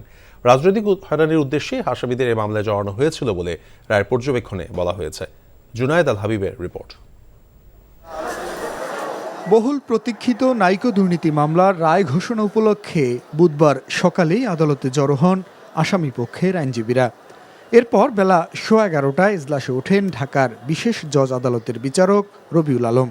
তারপর 5 মিনিটের জন্য খাস কামরায় চলে যান তিনি। ফিরে এসেই 5 আসামির উপস্থিতিতে সংক্ষিপ্ত রায় পড়া শুরু করেন। রায়ে বেগম খালেদা জিয়া সহ সবাইকে খালাস দেয়া হয়। তুলে ধরেন বেশ কিছু পর্যবেক্ষণও। বেগম খালেদা জিয়ার বিরুদ্ধে 39 জন সাক্ষীর একজনেও বেগম খালেদা জিয়ার বিরুদ্ধে কোনো সাক্ষ্য দেন নাই, একজনেও দেন নাই। এবং এই মামলার মধ্যে গত 16 বছর বেগম খালেদা জিয়াকে অপমান অপদস্থ করবার জন্যে, শুধুমাত্র রাজনৈতিকভাবে তাকে মাইনাস করবার জন্যে এই মিথ্যা মামলাটা দিয়েছিল। আজকে মাননীয় আদালত আজকে রায়ের মধ্য দিয়ে বেগম খালেদা জিয়াকে খালাস দিয়েছেন, পাশাপাশি অন্য সকল আসামিকেও খালাস দিয়েছেন। রায়ে সন্তোষ প্রকাশ করে আইনজীবীরা বলছেন, শেখ হাসিনার দুর্নীতি ধামাচাপা দিতেই রাজনৈতিক হয়রানির উদ্দেশ্যে বেগম জিয়াকে এই মামলায় আসামি করা হয়েছিল। আসামিদের হয়রানি করার কারণে ভুক্তভোগীদের ক্ষতিপূরণ দেয়ারও দাবি জানান আইনজীবীরা। এই নাইকো মামলায় আওয়ামী লীগ সরকার চুক্তি করেছে, আওয়ামী লীগের গোপালগঞ্জের সভাপতিকে হাইকোর্টের জাজ বানিয়েছে, তার আদালতে আওয়ামী লীগের সভাপতি শেখ হাসিনার মামলা থেকে খালাস নিয়েছে। অর্থাৎ এই মামলাটার জন্মই হয়েছিল 11 সরকার যারা স্বৈরাচারের দোষর ছিল তাদের উদ্দেশ্যই ছিল ম্যাডাম খালেদা জিয়াকে নিশ্চিহ্ন করে দেওয়া। কানাডার কোম্পানি নাইকোর সঙ্গে অস্বচ্ছ চুক্তির মাধ্যমে রাষ্ট্রের বিপুল অর্থ ক্ষতি সাধন ও দুর্নীতির অভিযোগে 2007 সালের 9 ডিসেম্বর বেগম জিয়া সহ 5 জনের বিরুদ্ধে মামলাটি করে দুদক। পরে 2008 সালের মে মাসে বেগম জিয়া সহ 11 জনের বিরুদ্ধে আদালতে অভিযোগপত্র দেয় সংস্থাটি। এর মধ্যে 3 জন মৃত্যুবরণ করায় তাদের নাম মামলা থেকে প্রত্যাহার করা হয়। দীর্ঘ বিচারিক প্রক্রিয়া শেষে বাকিদের খালাস দিল আদালত। Junaed Al Habib, NTV news, Dhaka. উচ্চ মাধ্যমিক সার্টিফিকেট এইচএসসি পরীক্ষা শুরু হবে আগামী 26 জুন। সূচি অনুযায়ী 26 জুন থেকে লিখিত পরীক্ষা শুরু হয়ে শেষ হবে 10 আগস্ট, আর ব্যবহারিক পরীক্ষা 11 আগস্ট থেকে শুরু হয়ে শেষ হবে 21 আগস্ট। বুধবার আন্তঃশিক্ষা বোর্ড পরীক্ষা নিয়ন্ত্রক কমিটির সভাপতি এবং ঢাকা শিক্ষা বোর্ডের পরীক্ষা নিয়ন্ত্রক অধ্যাপক এস.এম. কামাল উদ্দিন হায়দার স্বাক্ষরিত সময়সূচি প্রকাশ করা হয়। শরীয়তপুরের সখীপুরে ক্ষমতায় থাকাকালে মিথ্যা মামলা, জুলুম নির্যাতন সহ নিজ এলাকায় বিভিন্ন মানুষের জমি দখল, জমি থেকে উচ্ছেদের অভিযোগ উঠেছে সাবেক পানি সম্পদ উপমন্ত্রী এ.কে.এম. এনামুল হক শামীম এবং তার স্বজনদের বিরুদ্ধে। স্থানীয়দের অভিযোগ, অপ্রয়োজনীয় প্রকল্প বানিয়ে নিজের পছন্দের ঠিকাদার দিয়ে কাজ করিয়ে সরকারি অর্থ অপচয় করেছেন তিনি। সখীপুরে একটি ডাকবাংলো মেরামতের নামে জেলা পরিষদ থেকে কোটি টাকা আত্মসাতের অভিযোগ পেয়েছে দুদক। শরীয়তপুর থেকে আব্দুল আজিজ শিশিরের পাঠানো রিপোর্ট। নড়িয়া সখীপুর নিয়ে গঠিত শরীয়তপুর 2 আসন। 2018 সালে রাতের ভোটের নির্বাচনে প্রথমবারের মতো সংসদ সদস্য হন ছাত্রলীগের সাবেক সভাপতি ও আওয়ামী লীগের সাবেক সাংগঠনিক সম্পাদক এ.কে.এম. এনামুল হক শামীম। প্রথমবার সংসদ সদস্য হয়েই পানি সম্পদ মন্ত্রণালয়ের উপমন্ত্রীর দায়িত্ব পালন করেন তিনি। তার পৈতৃক বাড়ি সখীপুরের চরভাগা গ্রামে। গত বছরের ছাত্র জনতার গণ অভ্যুত্থানের পর আর এলাকায় দেখা যায়নি শামীম ও তার পরিবারের কাউকে। এই অপকর্ম কইরা টাকা পয়সা লুটপাট কইরা তার চাচা সহ কায়েম পাক সহ খায় ফেলাইছে। এদিকে কোনো কাজকাম আমাদের এনে হয় না। এনামূলক শামীম এবং কায়েম পাক তার চাচা প্যানেল চেয়ারম্যান, শরীয়তপুর জেলা প্যানেল চেয়ারম্যান কায়েম পাক সহ তারা লুটপাটের রাজত্ব কায়েম করেছে। স্থানীয়রা জানায়, উপমন্ত্রী থাকাকালে শামীম ও তার লোকেরা জোর করে দখল করে নেন মানুষের জমি। প্রতিবাদ করলে পুলিশি নির্যাতন ও জেল জুলুমের ভয় দেখানো হতো। তারা আমাদেরকে ভয় দেখায়, হুমকি দিয়ে আমাদের এই জমিগুলো, এটা কৃষি জমি ছিল, এই কৃষি জমিগুলো তারা করে ঠিক আছে এখানে একটা গণকবরস্থানের নাম করে তারা জমি দখল করে। এই প্রকল্প থেকে লক্ষ লক্ষ টাকা মাটি বেচছে, মাটি বিক্রি করছে গ্রামে গ্রামে নিয়ে, কিন্তু প্রকল্পের নামে কোনো কিছুই হয় না। তারই সময় সখীপুর ডাক বাংলো মেরামতের নামে জেলা পরিষদের মাধ্যমে দফায় দফায় বরাদ্দ নিয়ে কোটি টাকা হাতিয়ে নেওয়ার প্রমাণ পেয়েছে দুদক। বিভিন্ন উন্নয়ন প্রকল্প এবং বিভিন্ন বরাদ্দের সুনির্দিষ্ট কিছু অভিযোগ আমরা পেয়েছি। সেগুলোর প্রত্যেকটা রেকর্ডপত্র পর্যালোচনা করা হয়েছে এবং আমরা এখন ফিল্ডে থেকেও এখন সেগুলো পরীক্ষা নিরীক্ষা করব। পরীক্ষা নিরীক্ষার পরে চূড়ান্তভাবে আমরা এর প্রতিবেদন কমিশনে প্লেস করব। শরীয়তপুরের পানি উন্নয়ন বোর্ডের মাধ্যমে অনেক প্রকল্প বাস্তবায়ন করেন এনামুল হক শামীম। প্রকল্পগুলো তার পছন্দের ঠিকাদারদের মাধ্যমে কাজ করিয়ে সরকারি টাকা আত্মসাতেরও অভিযোগ করেছেন স্থানীয়রা। NTV news desk. শিক্ষক সংকট নিরসনের দাবিতে তৃতীয় দিনের মতো কমপ্লিট শাটডাউন কর্মসূচি পালন করছে বরিশাল শের-ই-বাংলা মেডিকেল কলেজের শিক্ষার্থীরা। দুপুরে মেডিকেল কলেজের শিক্ষার্থীরা বন্দর রোডে বিক্ষোভ এবং মানববন্ধন করে। এর আগে সোমবার শাটডাউন ঘোষণার পর থেকে কলেজে প্রশাসনিক এবং ছাত্র শাখার কার্যক্রম বন্ধ রয়েছে। কলেজের প্রধান দুটি গেট তালাবদ্ধ রয়েছে এবং গেট দুটিতে শাটডাউন লেখা ব্যানার ঝুলিয়ে দেওয়া হয়েছে। ফলে বন্ধ রয়েছে একাডেমিক কার্যক্রম। আন্দোলনরত শিক্ষার্থীরা জানান, কলেজে চলমান শিক্ষক সংকট নিরসনের দাবি না মানা পর্যন্ত তাদের এই আন্দোলন চলবে। তবে কলেজ প্রশাসন বলছে তারা বিষয়টি মন্ত্রণালয় সহ সংশ্লিষ্ট দফতরকে জানিয়েছেন।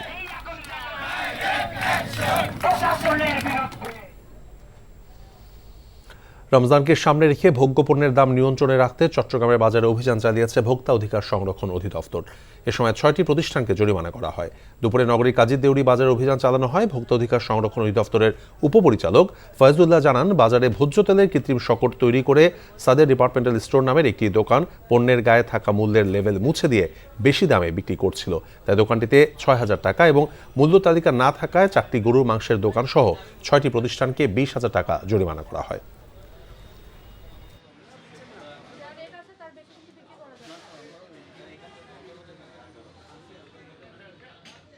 মাংসের যে দোকানগুলি তাদেরকে বারবার বলার পরেও তারা মূল্য তালিকা রাখছেন না।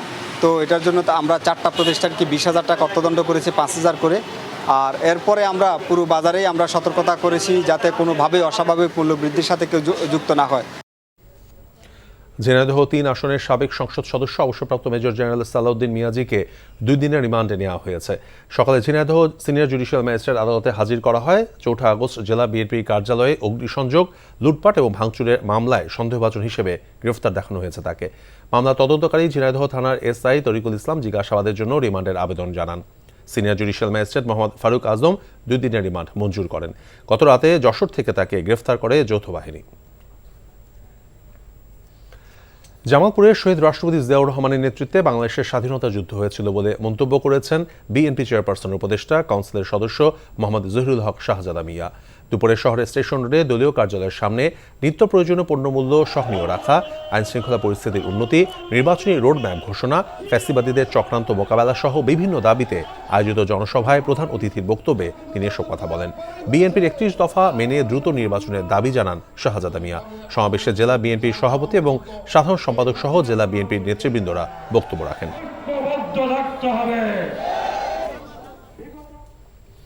বৈষম্যহীন সমাজ বিনির্মাণে স্কাউটিং এর স্লোগানকে সামনে রেখে সিরাজগঞ্জের যমুনা নদীর হাট পয়েন্টে শুরু হয়েছে বাংলাদেশ স্কাউটসের 7ম জাতীয় কমিউনিটি ডেভেলপমেন্ট ক্যাম্প কমডেকা। সকালে অংশগ্রহণকারী রোভার স্কাউট, রোভার লিডার এবং স্বেচ্ছাসেবকদের উপস্থিতি এবং নাম লিপিবদ্ধকরণের মধ্য দিয়ে শুরু হয় 7 দিনের ক্যাম্প। 7ম জাতীয় কমডেকার সমন্বয়ক প্রফেসর ডক্টর খান মাইনুদ্দিন আল মাহমুদ সোহেল বলেন, আজ থেকে 25 ফেব্রুয়ারি পর্যন্ত এই কমডেকা চলবে, যাতে দেশের বিভিন্ন প্রান্তের প্রায় 6,000 স্কাউট সদস্য এবং লিডাররা অংশগ্রহণ করেছেন। দ্বিতীয় দিন ভার্চুয়ালি যুক্ত হয়ে আনুষ্ঠানিক উদ্বোধন করবেন অন্তর্বর্তীকালীন সরকারের প্রধান উপদেষ্টা ডক্টর মোহাম্মদ ইউনূস। রাজশাহী হিমাগারে অযৌক্তিকভাবে ভাড়া বৃদ্ধির প্রতিবাদে রাস্তায় আলু ফেলে প্রতিবাদ সমাবেশ করেছে কৃষকরা।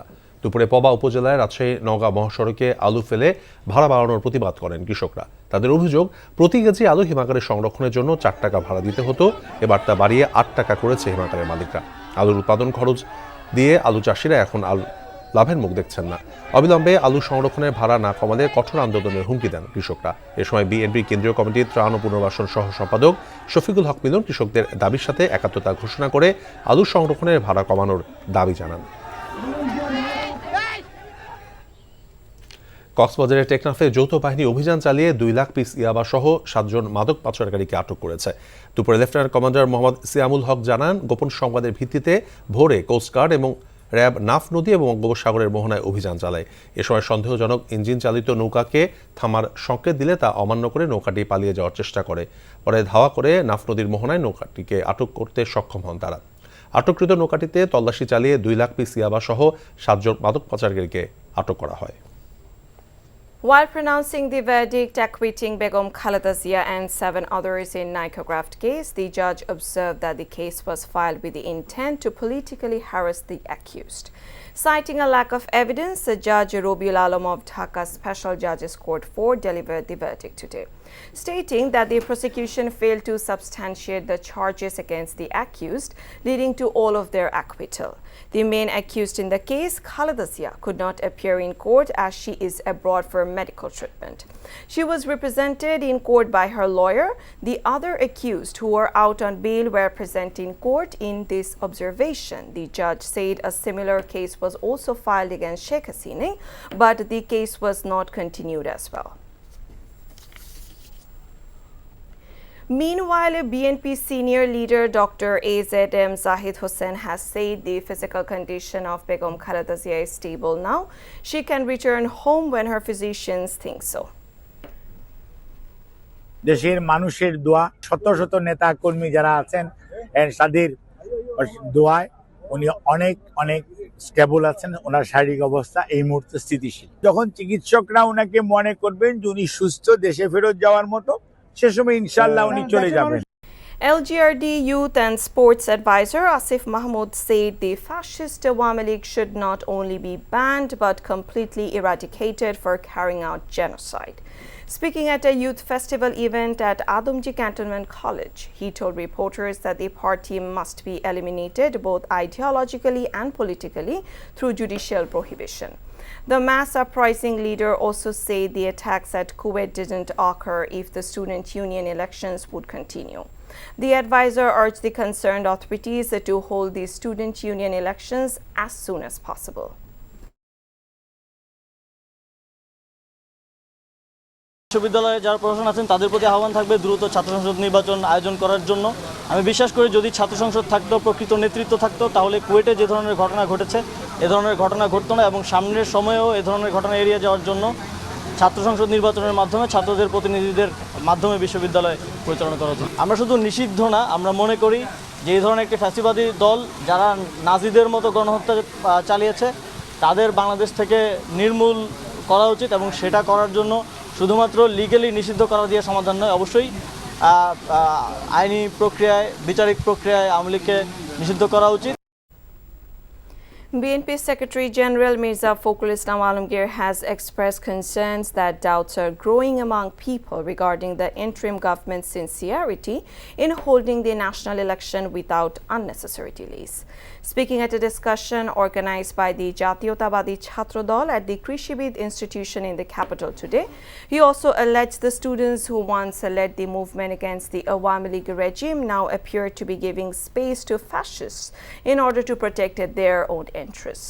The BNP leader said there are valid concerns, including various comments made by advisors, which have contributed to the growing suspicion about the intentions of the interim administration.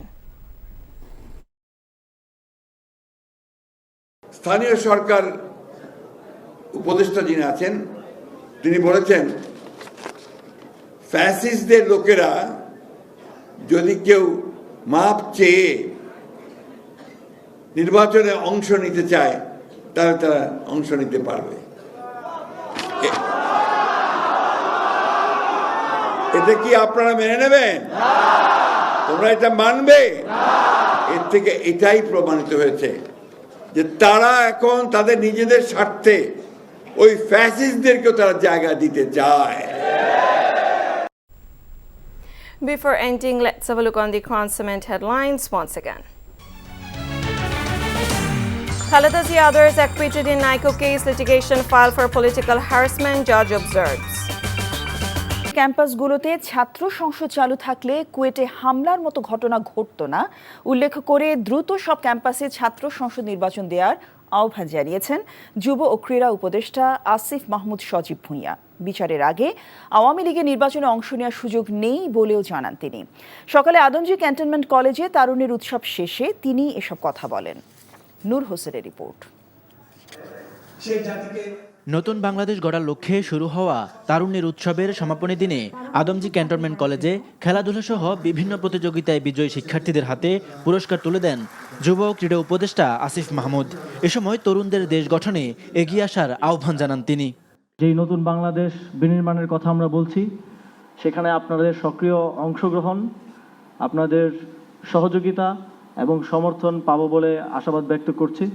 অনুষ্ঠান শেষে সমসাময়িক বিভিন্ন বিষয় নিয়ে সাংবাদিকদের সঙ্গে কথা বলেন উপদেষ্টা। কুয়েটে হামলার ঘটনায় জড়িতদের বিরুদ্ধে ব্যবস্থা নেওয়া হচ্ছে বলে জানান তিনি। বলেন, নির্বাচিত ছাত্র সংসদ থাকলে এই ধরনের ঘটনা এড়ানো যেত। বিশ্ববিদ্যালয়ে যারা প্রশাসন আছেন তাদের প্রতি আহ্বান থাকবে দ্রুত ছাত্র সংসদ নির্বাচন আয়োজন করার জন্য। আমি বিশ্বাস করি যদি ছাত্র সংসদ থাকতো, প্রকৃত নেতৃত্ব থাকতো, তাহলে কুয়েটে যে ধরনের ঘটনা ঘটেছে এ ধরনের ঘটনা ঘটতো না এবং সামনের সময়েও এ ধরনের ঘটনা এড়িয়ে যাওয়ার জন্য ছাত্র সংসদ নির্বাচনের মাধ্যমে ছাত্রদের প্রতিনিধিদের মাধ্যমে বিশ্ববিদ্যালয় পরিচালনা করা উচিত। এ সময় আওয়ামী লীগের রাজনীতি এবং স্থানীয় সরকার নির্বাচন নিয়ে সাংবাদিকদের প্রশ্নের জবাব দেন উপদেষ্টা। আমরা শুধু নিষিদ্ধ না, আমরা মনে করি যে এই ধরনের একটি ফ্যাসিবাদী দল যারা নাজিদের মতো গণহত্যা চালিয়েছে তাদের বাংলাদেশ থেকে নির্মূল করা উচিত এবং সেটা করার জন্য শুধুমাত্র লিগ্যালি নিষিদ্ধ করা দিয়ে সমাধান নয়, অবশ্যই আইনি প্রক্রিয়ায়, বিচারিক প্রক্রিয়ায় আওয়ামী লীগকে নিষিদ্ধ করা উচিত। স্থানীয় সরকার নির্বাচন আগে করার এবং স্থানীয় প্রশাসন পরিচালনার ক্ষেত্রে যথেষ্ট আপনারা দেখতে পাচ্ছেন যে স্থবিরতা আছে এবং বাংলাদেশের মানুষ তাদের যে প্রাত্যহিক সেবা সেগুলো পাচ্ছে না এবং সেগুলো নিশ্চিত করাটা এই সরকারের অন্যতম দায়িত্ব। আমরা দিন শেষে জনগণকে একটি কষ্টের মধ্য দিয়ে যেতে হচ্ছে, সেটা কোনো সরকারই চাইবে না। দেশের সামগ্রিক আইন শৃঙ্খলা পরিস্থিতির উন্নতি হচ্ছে জানিয়ে সংকট কাটাতে সবাইকে সহযোগিতা করার আহ্বান জানান এই উপদেষ্টা। Noor Hossain, NTV news, Dhaka. সমাজের বিভিন্ন ক্ষেত্রে গুরুত্বপূর্ণ অবদানের স্বীকৃতি হিসেবে 18 ব্যক্তি ও নারী ফুটবল দলকে 21 পদক প্রদান করবেন প্রধান উপদেষ্টা অধ্যাপক ডক্টর মোহাম্মদ ইউনূস। প্রধান উপদেষ্টা সিনিয়র সহকারী প্রেস সচিব ফয়েজ আহমেদ জানান, রাজধানী ওসমানী স্মৃতি মিলনায়তনে বেলা 11টায় এই পদক বিতরণ করা হবে। গত 6 ফেব্রুয়ারি সংস্কৃতি বিষয়ক মন্ত্রণালয়ের সংবাদ বিজ্ঞপ্তিতে এবছর 21 পদকের জন্য মনোনীত ব্যক্তি ও সংগঠনের নাম প্রকাশ করা হয়। 21 পদকের জন্য 2025 সালে 6 জন মরণোত্তর এবং আরও 11 জন বিশিষ্ট নাগরিক মনোনীত হয়েছেন। এছাড়া ক্রীড়া ক্ষেত্রে এবার 21 পদক পাচ্ছে বাংলাদেশ জাতীয় নারী ফুটবল দল। ভাষা আন্দোলনের শহীদদের স্মরণে 1976 সাল থেকে 21 পদক দেওয়া হয়। দেশের বিশিষ্ট শিল্পী, সাহিত্যিক, শিক্ষাবিদ, ভাষা সৈনিক, গবেষক, সাংবাদিক, অর্থনীতিবিদ এবং বিভিন্ন প্রতিষ্ঠানকে এই স্বীকৃতি দেওয়া হয়। 21 ফেব্রুয়ারি আন্তর্জাতিক মাতৃভাষা দিবস উপলক্ষে স্মারক ডাকটিকিট, উদ্বোধনী খাম ও সিলমোহর অবমুক্ত করেছেন প্রধান উপদেষ্টা প্রফেসর মোহাম্মদ ইউনূস। সকালে তেজগাঁওয়ে প্রধান উপদেষ্টা কার্যালয়ে এই স্মারক ডাকটিকিট অবমুক্ত করেন তিনি। এ সময় তথ্য, ডাক ও টেলিযোগাযোগ উপদেষ্টা নাহিদ ইসলাম, ডাক ও টেলিযোগাযোগ সচিব ডক্টর মোহাম্মদ মুশফিকুর রহমান এবং ডাক অধিদপ্তরের মহাপরিচালক এস.এম. শাহাবুদ্দিন উপস্থিত ছিলেন। এছাড়াও একই সময়ে 7ম জাতীয় কমিউনিটি ডেভেলপমেন্ট ক্যাম্প ডেকা 2025 উদযাপন উপলক্ষে স্মারক ডাকটিকিট, উদ্বোধনী খাম ও সিলমোহর অবমুক্ত করেন প্রধান উপদেষ্টা। কামডেকা উপদেষ্টা, সড়ক পরিবহন ও মহাসড়ক বিভাগের সিনিয়র সচিব মোহাম্মদ এহসানুল হক, কামডেকা চিফ মীর মাহবুবুর রহমান স্নিগ্ধ সহ অন্যরা এ সময় উপস্থিত ছিলেন।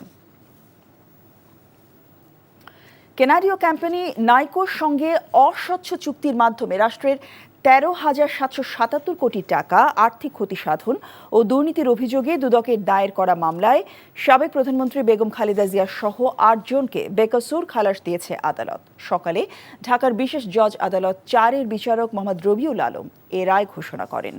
রাজনৈতিক হয়রানির উদ্দেশ্যেই আসামিদের এই মামলায় জড়ানো হয়েছিল বলে রায়ের পর্যবেক্ষণে বলা হয়েছে। জুনায়েদ আল হাবিবের রিপোর্ট। বহুল প্রতীক্ষিত নাইকো দুর্নীতি মামলার রায় ঘোষণা উপলক্ষে বুধবার সকালেই আদালতে জড়ো হন আসামি পক্ষের আইনজীবীরা। এরপর বেলা 11:15টায় ইজলাসে ওঠেন ঢাকার বিশেষ জজ আদালতের বিচারক রবিউল আলম। তারপর 5 মিনিটের জন্য খাসকামরায় চলে যান তিনি। ফিরে এসেই 5 আসামির উপস্থিতিতে সংক্ষিপ্ত রায় পড়া শুরু করেন। রায়ে বেগম খালেদা জিয়া সহ সবাইকে খালাস দেয়া হয়। তুলে ধরেন বেশ কিছু পর্যবেক্ষণও। বেগম খালেদা জিয়ার বিরুদ্ধে 39 জন সাক্ষীর একজনেও বেগম খালেদা জিয়ার বিরুদ্ধে কোনো সাক্ষ্য দেন নাই, একজনেও দেন নাই। এবং এই মামলার মধ্যে গত 16 বছর বেগম খালেদা জিয়াকে অপমান অপদস্থ করবার জন্যে, শুধুমাত্র রাজনৈতিকভাবে তাকে মাইনাস করবার জন্যে এই মিথ্যা মামলাটা দিয়েছিল। আজকে মাননীয় আদালত আজকে রায়ের মধ্য দিয়ে বেগম খালেদা জিয়াকে খালাস দিয়েছেন, পাশাপাশি অন্য সকল আসামিকেও খালাস দিয়েছেন। রায়ে সন্তোষ প্রকাশ করে আইনজীবীরা বলছেন, শেখ হাসিনার দুর্নীতি ধামাচাপা দিতেই রাজনৈতিক হয়রানির উদ্দেশ্যে বেগম জিয়াকে এই মামলায় আসামি করা হয়েছিল। আসামিদের হয়রানি করার কারণে ভুক্তভোগীদের ক্ষতিপূরণ দেয়ারও দাবি জানান আইনজীবীরা। এই নাইকো মামলায় আওয়ামী লীগ সরকার চুক্তি করেছে, আওয়ামী লীগের গোপালগঞ্জের সভাপতিকে হাইকোর্টের জাজ বানিয়েছে, তার আদালতে আওয়ামী লীগের সভাপতি শেখ হাসিনার মামলা থেকে খালাস নিয়েছে। অর্থাৎ এই মামলাটার জন্মই হয়েছিল 11 সরকার যারা স্বৈরাচারের দোষর ছিল তাদের উদ্দেশ্যই ছিল ম্যাডাম খালেদা জিয়াকে নিশ্চিহ্ন করে দেওয়া। কানাডার কোম্পানি নাইকোর সঙ্গে অস্বচ্ছ চুক্তির মাধ্যমে রাষ্ট্রের বিপুল অর্থ ক্ষতি সাধন ও দুর্নীতির অভিযোগে 2007 সালের 9 ডিসেম্বর বেগম জিয়া সহ 5 জনের বিরুদ্ধে মামলাটি করে দুদক। পরে 2008 সালের মে মাসে বেগম জিয়া সহ 11 জনের বিরুদ্ধে আদালতে অভিযোগপত্র দেয় সংস্থাটি। এর মধ্যে 3 জন মৃত্যুবরণ করায় তাদের নাম মামলা থেকে প্রত্যাহার করা হয়। দীর্ঘ বিচারিক প্রক্রিয়া শেষে বাকিদের খালাস দিল আদালত। Junaed Al Habib, NTV news, Dhaka. BNP chairperson Begum Khaleda জিয়ার শারীরিক অবস্থা এখন স্থিতিশীল রয়েছে বলে জানিয়েছেন দলের স্থায়ী কমিটির সদস্য ডাক্তার AZM জাহিদ হোসেন। চিকিৎসকরা যখন মনে করবেন তিনি দেশে ফেরার মতো অবস্থায় আছেন, তখনই বেগম জিয়া দেশে ফিরবেন বলেও জানান তিনি। দেশের মানুষের দোয়া, শত শত নেতা কর্মী যারা আছেন তাদের দোয়ায় উনি অনেক স্টেবল আছেন। ওনার শারীরিক অবস্থা এই মুহূর্তে স্থিতিশীল। যখন চিকিৎসকরা ওনাকে মনে করবেন যে উনি সুস্থ, দেশে ফেরত যাওয়ার মতো, সে সময় ইনশাল্লাহ উনি চলে যাবেন। ক্ষমা চেয়ে আওয়ামী লীগের রাজনীতি ও নির্বাচনে অংশগ্রহণের সুযোগ আছে। অন্তর্বর্তী সরকারের একজন উপদেষ্টার এমন বক্তব্যে তীব্র প্রতিক্রিয়া দেখিয়েছেন বিএনপি মহাসচিব মির্জা ফখরুল ইসলাম আলমগীর। নিজেদের স্বার্থে অন্তর্বর্তী সরকার ফ্যাসিস্টের পুনর্বাসন করতে চায় কিনা সে প্রশ্ন তুলে তিনি সতর্ক করেন, আবারও 1-11 মতো কিছু ঘটানোর চেষ্টা হলে তা কঠোরভাবে প্রতিহত করা হবে। বলেন, রাষ্ট্রীয় পৃষ্ঠপোষকতায় দল গঠন হলে তা মেনে নেবে না জনগণ। ইফতেখার রেজা রিপোর্ট। রাজধানীর খামারবাড়ি কৃষিবিদ ইনস্টিটিউশন মিলনায়তনে ঢাকা মহানগরী ছাত্রদল 4টি শাখার নতুন সদস্য সংগ্রহ ও পুরনো সদস্য নবায়ন ফর্ম বিতরণ কার্যক্রম আর গণ অভ্যুত্থান পরবর্তী বাংলাদেশে নতুন ধারার ছাত্র রাজনীতি শীর্ষক এই আলোচনা সভা আয়োজন করে কেন্দ্রীয় ছাত্রদল। ছাত্রদলের এই আলোচনায় দলটির মহাসচিব দাবি করেন, নির্বাচন বিষয়ে অন্তর্বর্তী সরকারের তৎপরতা নিয়ে মানুষের মনে সন্দেহ তৈরি হয়েছে। তারা সরকারে থেকে তাদের দল গোছানোর জন্য তারা বিভিন্ন রকম কৌশল নিচ্ছেন। সেই কৌশল নিলে তো আমরা তা হতে দেব না, এই দেশের মানুষ তা হতে দেবে না। এই অন্তর্বর্তী সরকারের কেউ নিরপেক্ষতা হারায়, তাহলে আরেকটি নিরপেক্ষ সরকারের প্রয়োজন হবে। আবারও হুঁশিয়ার করে বলে দিতে চাই, যদি আবার কেউ সেই 1-11 কথা চিন্তা করেন, গণতন্ত্রকে বিসর্জন দিয়ে আবার সেই একদলীয় শাসন বা ফ্যাসিস্ট সরকারের দিকে যেতে চান, তারা কখনোই জনগণ তা মেনে নেবেন না। বিএনপি মহাসচিব স্থানীয় সরকার উপদেষ্টার বক্তব্যের কঠোর সমালোচনা করে নিজেদের স্বার্থে পলাতকদের পুনর্বাসন করা হচ্ছে কিনা এমন প্রশ্ন তোলেন। তারা এখন তাদের নিজেদের স্বার্থে ওই ফ্যাসিস্টদেরকেও তারা জায়গা দিতে চায়। এই কথাটা কালকে স্থানীয় সরকার উপদেষ্টা বলেছেন, হুইচ ইজ ডেঞ্জারাস। তার মানে কি আমরা এটা মনে করব যে তারা সরকারে থেকে তাদের দল গোছানোর জন্য তারা বিভিন্ন রকম কৌশল নিচ্ছেন? সেই কৌশল নিলে তো আমরা তা হতে দেব না। ছাত্রদল নেতাদের দাবি, অভ্যুত্থান পরবর্তী সময়ে একটি বিশেষ গোষ্ঠীর ইন্ধনে গুপ্ত হামলা করে বিভিন্ন স্থানে ছাত্রদলের বিপক্ষে অবস্থান নিয়েছে বৈষম্য বিরোধী নামধারী একটি মহল। ছাত্রদলের সাংগঠনিক কার্যক্রমকে প্রশ্নবিদ্ধ করার জন্য একটি মহল লিপ্ত রয়েছে। আমরা বিগত সময়ে বারবার এই বাংলাদেশে গুপ্ত রাজনীতির অবসান চেয়েছি। ঢাকা বিশ্ববিদ্যালয়ে প্রশাসনের সাথে যতবার ছাত্রদলের মিটিং হয়েছে ততবারই ছাত্রদল গুপ্ত রাজনীতির বিরুদ্ধে বারবার অবস্থান ব্যক্ত করেছে। চলমান পরিস্থিতিতে সবাইকে ঐক্যবদ্ধ থেকে সকল ষড়যন্ত্র মোকাবেলা করতে আহ্বানও জানান বক্তারা। Iftekhar Reza, NTV news, Dhaka. BNP নেতা মির্জা আব্বাসের গাড়ি বহরে হামলার জেরে মতিঝিল থানার মামলায় সাবেক মন্ত্রী ফারুক খান, জাসদের সভাপতি হাসানুল হক ইনু ও ওয়ার্কার্স পার্টির সভাপতি রশেদ খান মেননের 5 দিনের রিমান্ড মঞ্জুর করেছে আদালত। সকালে তাদেরকে আদালতে হাজির করে মামলার তদন্তকারী কর্মকর্তা 5 দিনের রিমান্ড চেয়ে আবেদন করেন। রাষ্ট্রপক্ষে ঢাকা মহানগর দায়রা জজ আদালতের পাবলিক প্রসিকিউটর ওমর ফারুকি রিমান্ডের পক্ষে শুনানি করেন। এ সময় আসামি পক্ষের আইনজীবীরা রিমান্ড বাতিল ও জামিন চেয়ে শুনানি করেন। উভয় পক্ষের শুনানি শেষে ঢাকার metropolitan magistrate M A. Azharul Islam তাদের 5 দিনের রিমান্ড মঞ্জুর করেন। 2015 সালে 20 এপ্রিল ঢাকা দক্ষিণ সিটি কর্পোরেশনের নির্বাচনী প্রচারণার জন্য মির্জা আব্বাসের নেতৃত্বে গাড়ি বহর ফকিরাপুল পৌঁছলে আওয়ামী লীগ ও সহযোগী সংগঠনের নেতাকর্মীরা হামলা চালায়। এ সময় 4টি গাড়ি সহ একাধিক মোটরসাইকেল পোড়ানো হয়। পুলিশের সাবেক আইজি এ.কে.এম. শহীদুল হকের সম্পদের গোপন নথির খোঁজে রাজধানীর একটি এলাকায় অভিযান চালিয়ে দলিল সহ 2 বস্তা নথি উদ্ধার করেছে দুর্নীতি দমন কমিশন দুদক। দুপুরে দুদকের জনসংযোগ বিভাগ থেকে জানানো হয়, শহীদুল হকের বিরুদ্ধে অবৈধভাবে বিপুল পরিমাণ অবৈধ সম্পদ অর্জনের একটি অভিযোগের অনুসন্ধান চলছে। অনুসন্ধানের এক পর্যায়ে দুদক তথ্য পায়, শহীদুল হক অবৈধ সম্পদ অর্জনের তথ্য সংবলিত নথিপত্র 2টি বস্তায় ভরে তার এক নিকট আত্মীয়ের কাছে পাঠিয়েছেন। নথিপত্রগুলো গোপন রাখতে তার সেই আত্মীয় আরেক আত্মীয়ের বাসায় সেগুলো পাঠিয়ে দেয়। এসব নথিপত্রে শহীদুল হকের বেআইনিভাবে অর্জিত কোটি কোটি টাকার সম্পদের তথ্য রয়েছে। অভিযানের সময় 2 বস্তায় মোট 38 ধরনের 48টি আলামত পাওয়া যায়।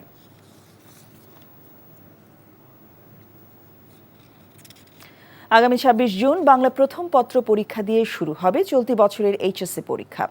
বুধবার আন্তঃশিক্ষা বোর্ড পরীক্ষা নিয়ন্ত্রক কমিটির সভাপতি ও ঢাকা শিক্ষা বোর্ডের পরীক্ষা নিয়ন্ত্রক অধ্যাপক এস.এম. কামাল উদ্দিন হায়দার স্বাক্ষরিত এইচএসসি পরীক্ষার সময়সূচি প্রকাশ করা হয়। সূচি অনুযায়ী 26 জুন থেকে লিখিত পরীক্ষা শুরু হয়ে শেষ হবে 10 অগস্ট, আর ব্যবহারিক পরীক্ষা 11 অগস্ট শুরু হয়ে শেষ হবে 21 অগস্ট।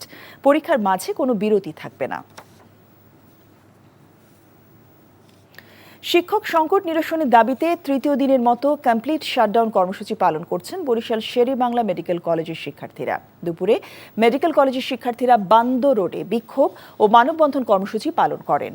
এর আগে সোমবার শাটডাউন ঘোষণার পর থেকে কলেজের প্রশাসনিক ও ছাত্র শাখার কার্যক্রম বন্ধ রয়েছে। কলেজের প্রধান 2টি গেট তালাবদ্ধ রয়েছে এবং গেট 2টিতে শাটডাউন লেখা ব্যানার ঝুলিয়ে দেওয়া হয়। ফলে বন্ধ রয়েছে একাডেমিক কার্যক্রম। আন্দোলনরত শিক্ষার্থীরা জানায়, কলেজে চলমান শিক্ষক সংকট নিরসনের দাবি না মানা পর্যন্ত তাদের এই আন্দোলন চলবে। তবে কলেজ প্রশাসন বলছে তারা বিষয়টি মন্ত্রণালয় সহ সংশ্লিষ্ট দপ্তরকে জানিয়েছে। রাজধানী উত্তরায় 5 তলা যে বাড়িতে আন্তর্জাতিক অপরাধ ট্রাইব্যুনালের সাবেক প্রসিকিউটর তুরিন আফরোজ থাকেন, সে বাড়িতে তার মা ও ভাইয়ের বসবাসে আর কোনো বাধা নেই।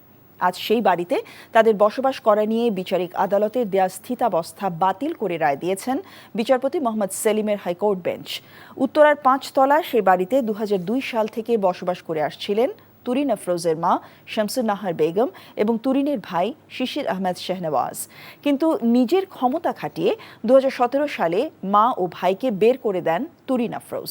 এরপর তা আদালত পর্যন্ত গড়ায়। বিচারিক আদালত তুরিন আফরোজের পক্ষে রায় দেয়। সেই রায়ের বিরুদ্ধে হাইকোর্টে শরণাপন্ন হন তুরিন আফরোজের মা ও ভাই।